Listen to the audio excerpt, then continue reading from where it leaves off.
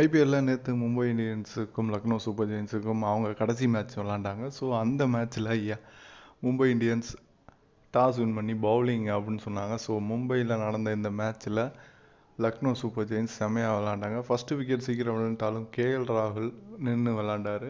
Slow start தான் எப்பவும் போல். But அதுக்கப்புறம் நிக்கோலஸ் பூரான் வேறு லெவலில் விளாண்டார். 29 பாலில் 75 ரன் அடித்தார். அதே மாதிரி கேஎல் ராகுலும் அப்புறமா நல்லா விளாண்டார். ஸோ எல்லா பேட்ஸ்மேனும் நல்லா விளாண்டாங்க. 214 ரன் அடித்தாங்க. ஸோ மும்பையில் இந்த பிச்சில் இந்த ஸ்கோரை சேஸ் பண்ணிடுவாங்க அப்படின்னு தான் பார்த்தோம். ரோஹித் சர்மா சூப்பராக விளாண்டார். அவர் ஒரு 50 போட்டார்.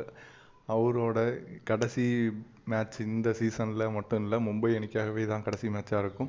ஏன்னா நேற்று ரசிகர்கள் அவர் 50 போட்டு அவுட் ஆகிட்டு போகும்போது எல்லாரும் எந்திரிச்சு நின்று கை தட்டினாங்க. ஸோ இதுக்கப்புறம் மும்பைக்கு விளையாடுவாரா இல்லைன்னு தெரில, பொறுத்து வந்து பார்ப்போம். இன்றைக்கி சிஎஸ்கே ஆர்சிபி மேட்ச் இருக்குது. மழையால் பாதிக்குமா இல்லை சென்னை சூப்பர் கிங்ஸ் குவாலிஃபை ஆகுமான்னு பொறுத்து வந்து பார்ப்போம். Subscribe to the channel.